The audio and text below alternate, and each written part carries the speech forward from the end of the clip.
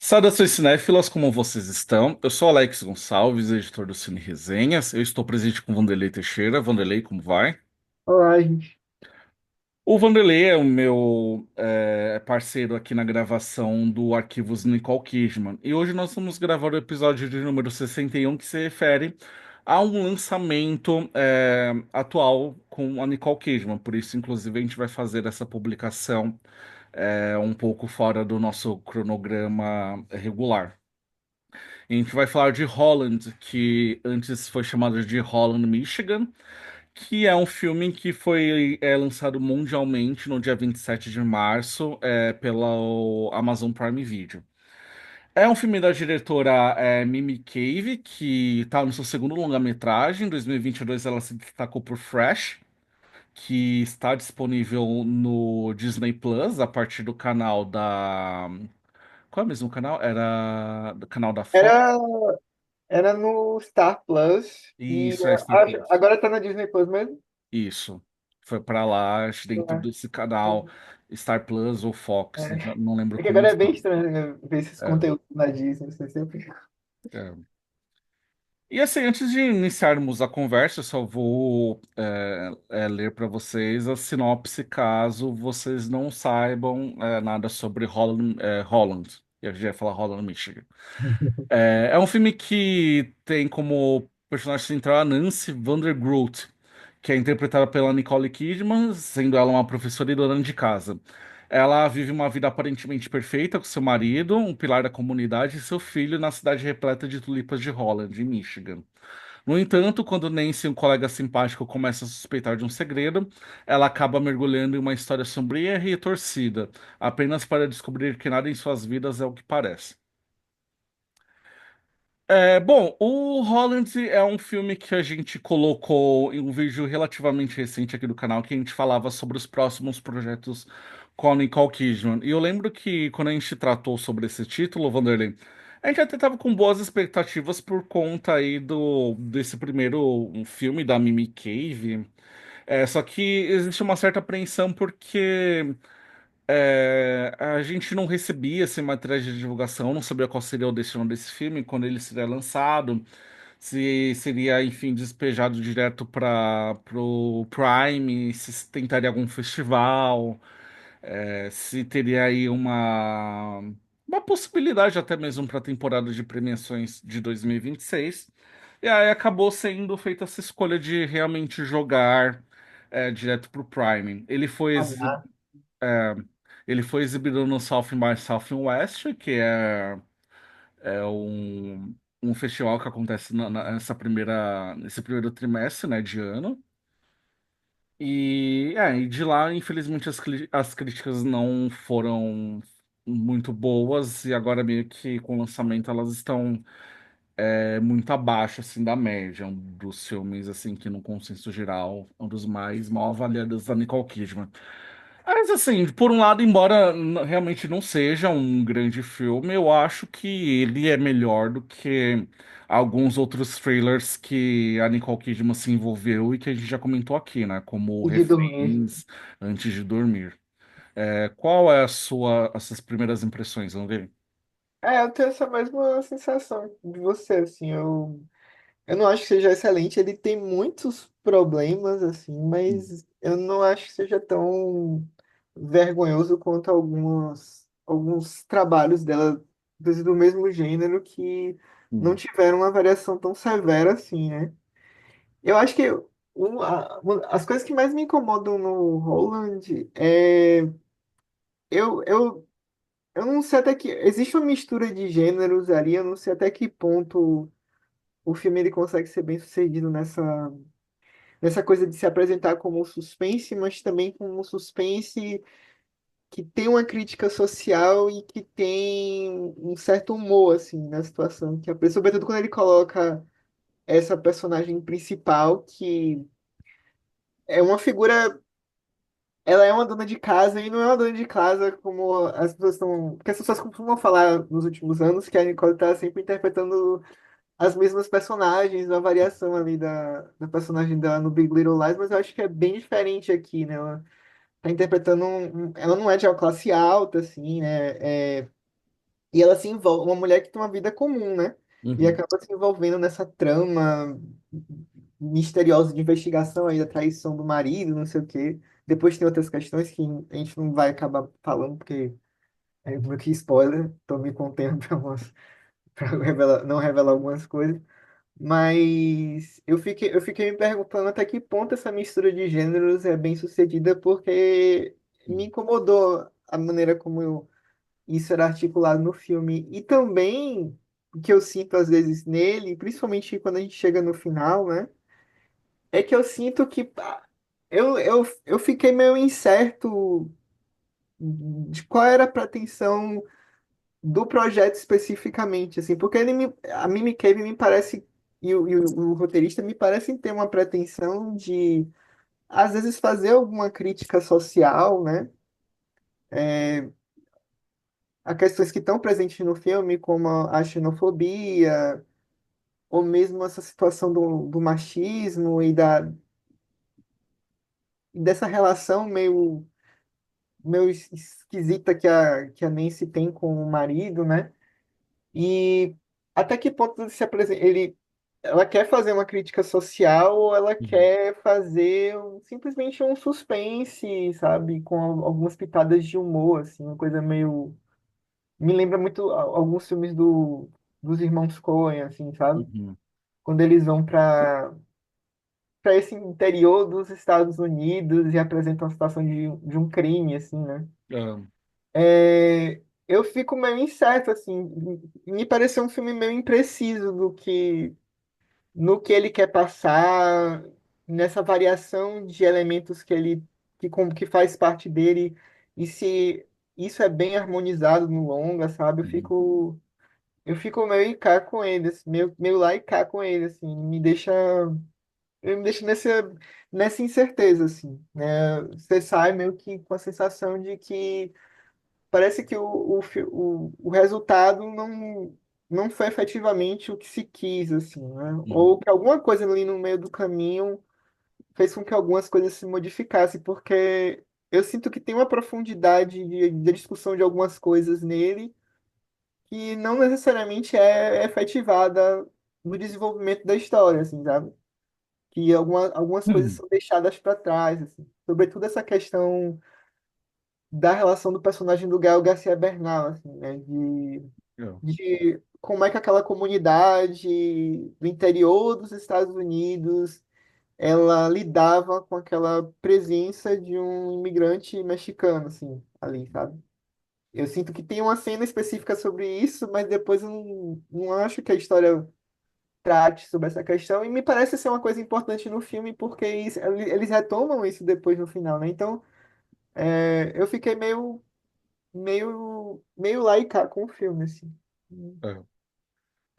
É. O meu é, é, o meu ponto assim com mais crítico em relação ao filme é muito similar ao seu, porque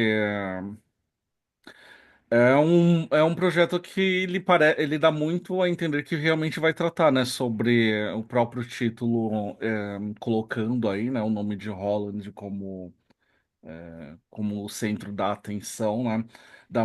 Dá a impressão de que é um filme que vai tratar muito sobre uma dinâmica muito particular de uma sociedade, né? Não mostra a De uma comunidade, comunidade. assim, você não consegue entender que aquela comunidade, como aquela comunidade reage àqueles personagens, a quem eles são, né? A É, história da Nancy, a possível infidelidade dela, a situação do personagem do Gael. Você sim. não tem informação sobre isso, não tem dados sobre isso, né? Exatamente. E engraçado que esse filme, né, quando ele finalmente tem o lançamento anunciado e tudo mais, correu muito em paralelo com uma história muito curiosa que eu acompanhei, que teve uma repercussão em redes sociais, né, sobretudo no TikTok, de uma cidade gaúcha. Agora eu não me recordo qual é o nome dela, mas que ela tem todas essas tradições alemãs. E o vídeo pegou muito mal porque era de uma jovem enaltecendo o filho puramente alemão dela, né? Sendo que, sei lá, é uma criança que nasceu. no Brasil, e que sim, ela tem esse DNA, né, de antepassados e tudo mais. Só que é isso, né? Ficou enaltecendo como se fosse, sei lá, né? Uma, uma concepção 100% europeia, assim, né? Legitimamente europeia.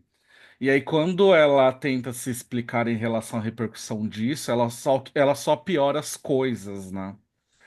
E o filme, ele meio que mostra que essa comunidade Holland, ela funciona muito nessa dinâmica, né? Ela tem as suas... O que dá para você perceber é que ela tem as suas tradições religiosas, em seus eventos comemorativos feitos em comunidade. É também um lugar em que, sei lá, um vizinho tá meio que sempre sabendo a história do que tá acontecendo na vida do outro. Só que, enfim, né? Isso é sempre muito passado assim de raspão. A gente tem mais uma ideia, assim, não tão desenvolvida do Tejo, da personagem da Nicole Kidman, presa nesse ambiente, do que necessariamente o quão nocivos são esses seus colegas, vizinhos e tudo mais. E aí você até mencionou em relação ao personagem do Gael Garcia Bernal, que ele tem um episódio ali em que ele sofre uma perseguição por conta das suas origens. Ele é mexicano, né? O personagem é mexicano no filme, né? E existe ali alguns membros de Holland que não aceitam a presença dele nesse lugar. Ele tá ali também como um professor. Mas é isso, é só uma situação que ilustra esse problema, mas ele não é exibido de forma recorrente no filme, né? A gente não vê ele sendo verbalmente ou fisicamente agredido por outros personagens, não sabemos muito bem como funciona a relação dele, né, com outros colegas, excetuando, claro, a personagem da Nicole Kidman, que, ao contrário do que na teoria se dá, ela é muito amiga dele, né, mas aquilo, né, sempre anda conversando pelos corredores, meio escondidos e tudo mais. Eu acho uma perda muito grande, né? Mas ainda assim eu gosto de alguns desdobramentos que são planejados para essa história também, né? Do caso da protagonista, tendo uma suspeita em relação ao marido e ela consequentemente tá cometendo aquilo, né? Hum. Aquilo que ela tá julgando, que tá tentando. E depois era outra coisa. E eu acho que você falou dos irmãos Coen, eu acho que pra mim lembra muito a intenção muito do filme. E eu não sei se isso acaba sendo uma consequência pelo fato dele. Eu vi que ele é um roteiro que estava orbitando ali há mais de 10 anos. Ele até aparece nessa aquela lista, né, de grandes roteiros não filmados que eu sempre acho muito suspeita, né? É que Eu se falei, não foi. se não foi filmado é porque tem algum problema, né? Porque ele é inovador fora da caixinha demais para ser O, financiado, né? o Grace de Mônaco tava nessa também. É. Agora eu não consigo puxar muitos títulos, mas eu lembro que eu vi esse dado. Acho que a única exceção assim, de filme que eu realmente gostei que tava nessa blacklist, né, era o Hannah, É. que eu gosto bastante daquele Hannah com a Saoirse Teve Ronan. vários tipos. E, enfim, aí é um roteiro que tá orbitando há muito tempo, aí não se sabe, sei lá, se ele acabou ficando desatualizado, ou se acabou. Acho que a gente também tem essa dúvida, né? Se ele sofreu intervenções. Que assim, por ser um filme produzido pela Nicole Kidman, eu não sei se ela iria intervir tanto nas escolhas criativas da Mimi Cave, né? Sobretudo porque ela faz essa defesa apoiar projetos liderados por mulheres.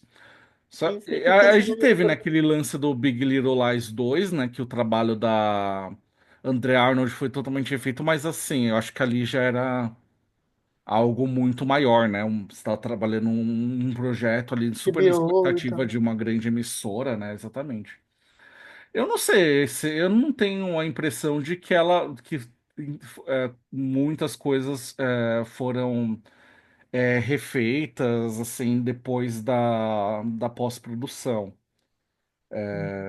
Eu acho que acabam sendo erros mesmo que estavam presentes desde o início.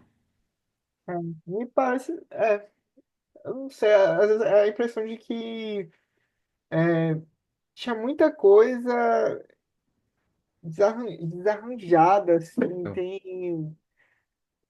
não sei, dá a impressão de de um projeto que não soube administrar várias frentes, assim, Uhum. ele assumia, assim. Uma das questões que me causa mais estranhamento é isso mesmo que você falou, essa questão da comunidade de Holland, né? E o que me parece fundamental para a trama, assim, porque a gente tem dois personagens principais que são oprimidos por essa comunidade e um outro personagem que me parece ser meio que uma cria dessa, dessa comunidade, mas a gente não tem muito dado da Ah, interação dessa cidade com essas pessoas, né? Do porquê que, por exemplo, elementos que façam com que a gente perceba como a Nancy se sente oprimida naquele espaço, né? Ou que é, sinalizem, frisem mais essa relação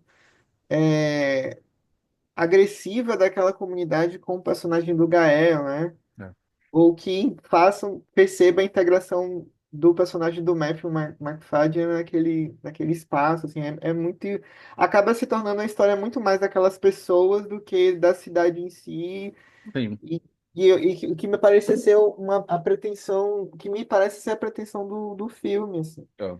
Eu acho que Uhum. E muito bom você falar isso, porque é isso, é um filme que começa, ele dá essa.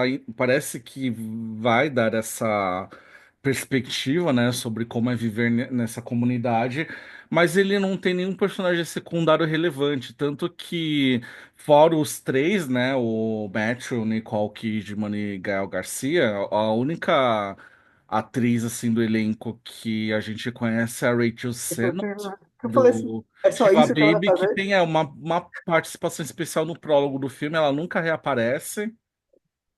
E é isso, não tem nenhum outro personagem secundário. E aí tem uma coisa até que me incomoda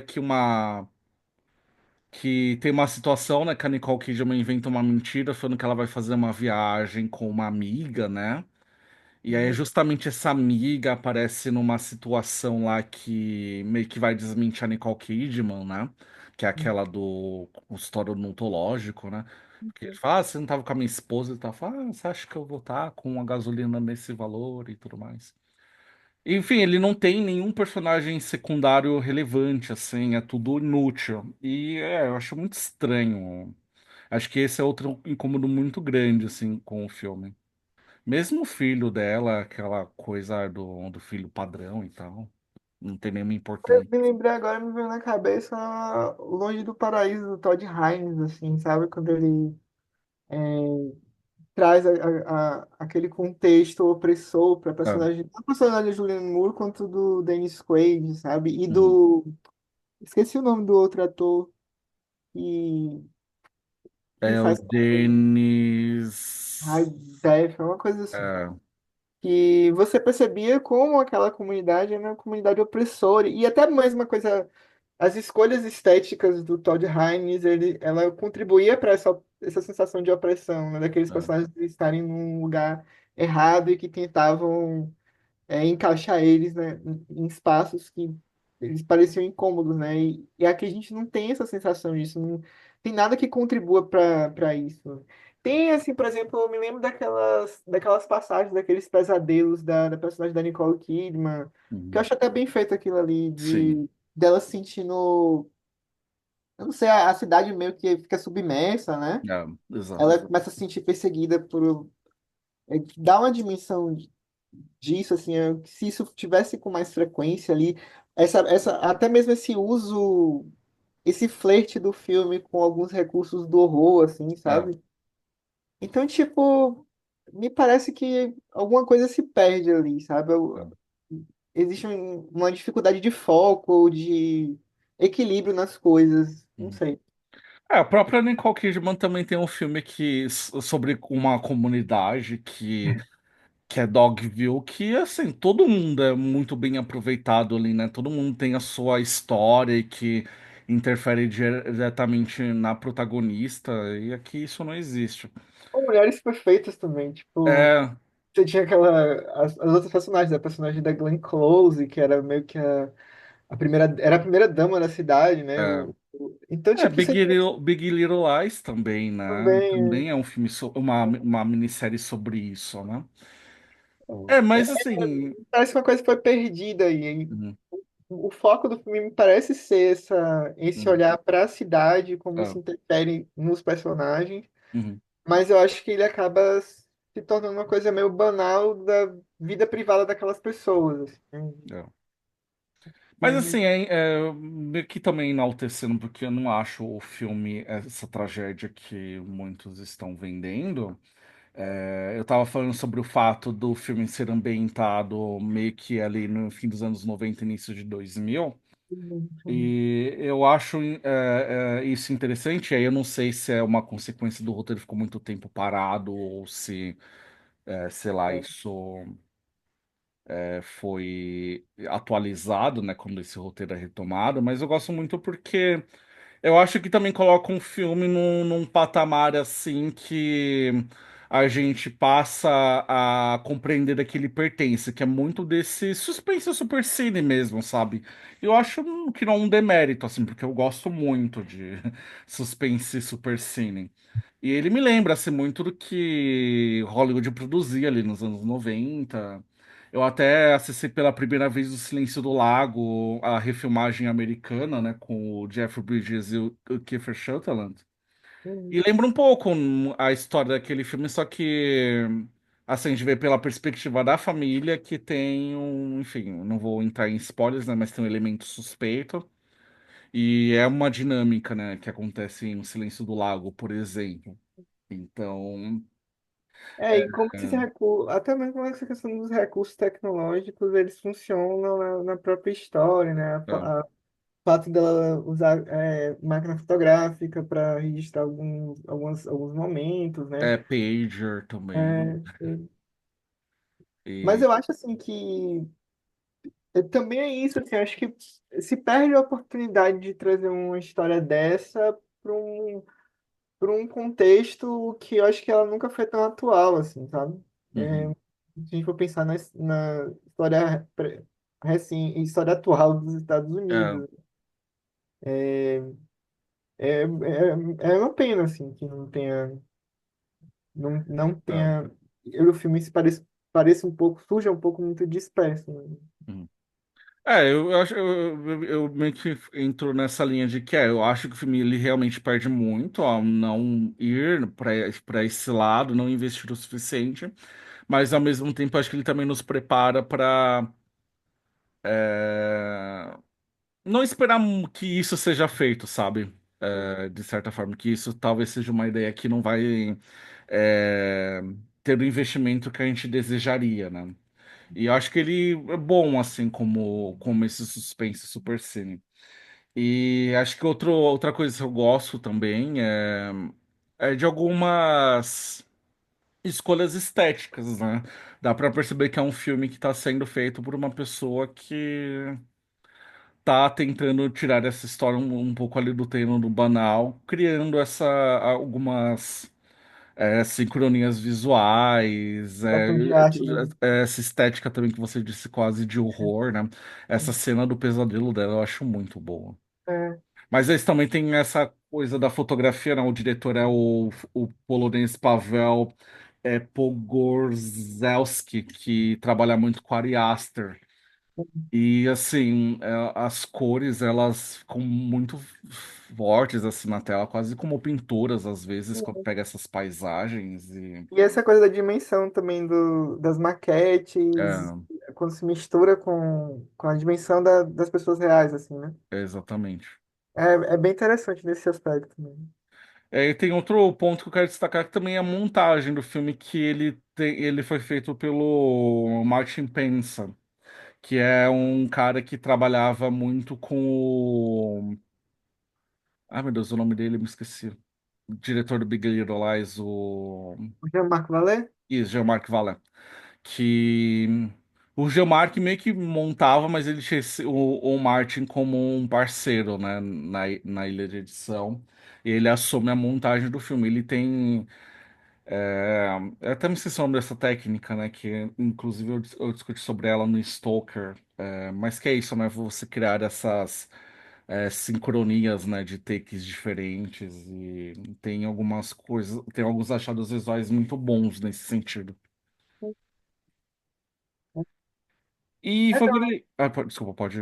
esse departamento eu acho que o filme é muito bem sucedido mesmo, assim. Uhum. E Vanderlei, pra gente encerrar, qual você acha que vai ser o efeito de Holland a médio ou longo prazo na filmografia de Nicole Kidman? É, eu acho que. Eu não sei, Alex. Assim, é muito. Porque assim, o filme, ele teve um. A gente até discutiu isso no vídeo que a gente falou dos futuros lançamentos da carreira dela, que a gente tava estranhando como é que tava. Como é que estava sendo gerida essa questão do lançamento do Holland, né? Uhum, Até a mudança dele para março, ele meio que sinalizava algum problema, assim, alguma questão, assim, uhum, porque é uma data muito descarte, assim, né? é, E pelas notas, assim, eu acho que não vai ser. Fica um pouco, fica mais essa coisa de ser uma reafirmação dessa política dela nos últimos anos, de querer uhum, trabalhar com diretoras e uhum, querer destacar o nome dessas diretoras, né? Trazer isso com uma constância na filmografia dela. Mas eu não sei se é um papel, se vai ser um papel muito marcante, assim, se a gente for pensar na filmografia da Nicole Kidman, se é uma coisa que a ser destacada, assim. Existe até até meio que citei antes, né, essa coisa uhum, dessa discussão dessa reiteração de tipos de personagem na carreira dela, da Nancy ser essa coisa da dona de casa e da esposa que um casamento tem um frustrado, né? casamento frustrado, assim. Mas eu acho que tem uma variação que eu achei até interessante, assim, que a gente pode até discutir na coisa como, pelo menos eu vi como um ponto positivo, assim, eu gosto da atuação dela aqui, é, porque eu também não me recordo também de uma constância de registro de você ver a Nicole Kidman interpretando, porque é uma mulher que se encontra numa situação similar a outras personagens que ela já interpretou, Uhum, mas a gente vê ela é uma mulher de classe média, assim, uma professora de escola para crianças, né? E a gente costuma ver a Nicole Kidman sempre como aquelas mulheres ricas, e eu acho que tem uma variação diferente aqui, que eu gosto da atuação dela no Holland, assim. uhum, Principalmente essa coisa dela se ver entretida nessa descoberta da traição do marido uhum, e isso acabar, na verdade, em algum ponto, sendo até um pretexto para ela não, sair um pouquinho das convenções, assim. Eu acho interessante. Não sei se vai ser uma coisa a ser lembrada na posteridade, assim, não. mas é um registro legal, assim.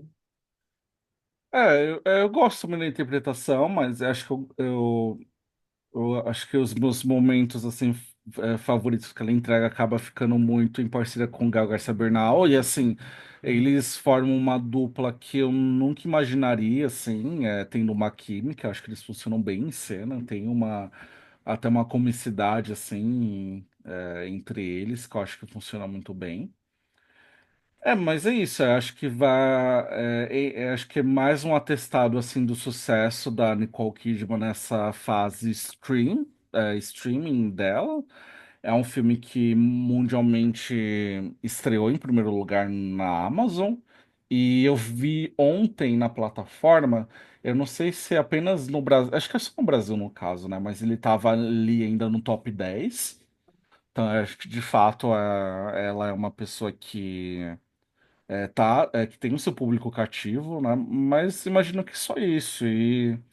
Acho que eu só fico mais apreensivo no caso da Mimi Cave mesmo, que pra mim ela desponta-se como uma diretora muito interessante no Fresh. E aqui, infelizmente, ela não corresponde ao que a gente esperava, né, de um segundo filme. E espero que um terceiro não demore muito pra surgir, que a gente sabe, né, quando não sei se está mudando, mas tem muitas diretoras que, sei lá, quando faz um segundo filme não muito bem sucedido, em termos Não até tem de outras crítica, é oportunidades, difícil. né? É. Às vezes até quando ele tem muitas diretoras que eu lembro, inclusive, que elas assim despontavam com filmes assim super elogiados, até de sucesso relativo, e sumiram, assim, tipo a Patty Jenkins, né? Depois que ela fez Monster, olha o tempo que demorou pra depois É ela conseguir maravilha. Mulher Maravilha, né? E ainda assim, por exemplo, depois, quando teve Mulher Maravilha 1984, o fracasso daquele filme tem É, um peso muito forte, né? exatamente. Eu não tenho notícia de um outro projeto dela depois dali. É. Tava Mas, pensando também muito na Karen Kusama também, que o último filme foi Destroyer, né? Antes da pandemia, e não tem nenhum filme novo com ela. Eu sei que ela tá fazendo televisão, né? Ainda bem, mas filme mesmo, infelizmente, ela não tá conseguindo. E assim, eu já vi muitas entrevistas com a Karen Kusama e ela sempre reclamava disso, da questão da autoria, que ela prefere, ao mesmo tempo que ela prefere trabalhar com orçamentos pequenos para ela ter autoria no projeto, ela lamenta que ela não tem o dinheiro suficiente para pagar como ela deseja a equipe dela. eu até cogitei assim que o Hum. resultado desse filme pudesse ser alguma coisa próxima. Não sei se você acompanhou o caso lá do Jake Gyllenhaal, né, com Roadhouse, Hum, que teve um conflito assim horroroso assim entre ele e o Doug Liman. Doug Liman, né? Hum, E o filme foi lançado mais ou menos nesse mesmo período, mas eu acho que são projetos diferentes, acho que tinham é, outra pretensão assim. Mas eu cheguei a desconfiar se a Amazon não tivesse um dedo assim hum, no resultado desse filme, mas aí, conforme a gente foi conversando, você foi falando assim, eu acho que tem mais a ver com talvez o que tenha sido feito desde sempre, assim, o projeto é isso mesmo, é, essa alguma coisa desarranjada mesmo, assim, uhum, e acabou resultando nisso, né? Mas é uma pena mesmo, porque eu acho que é um filme promissor, assim, que tem é. coisas muito interessantes, assim, mas Ficou no infelizmente mediano. não. Bom, Valer, então é isso, a nossa conversa sobre Holland. Agradeço por sua participação e fica o convite a todos a acompanhar o Vanderlei pelo Chovendo Sapos. Eu também faço convite para se inscrever no Cine Resenhas e vai aparecer aqui no meio da nossa tela a playlist com os outros episódios já gravados. Bom, é isso, muito obrigado. Até a próxima. Tchau, gente.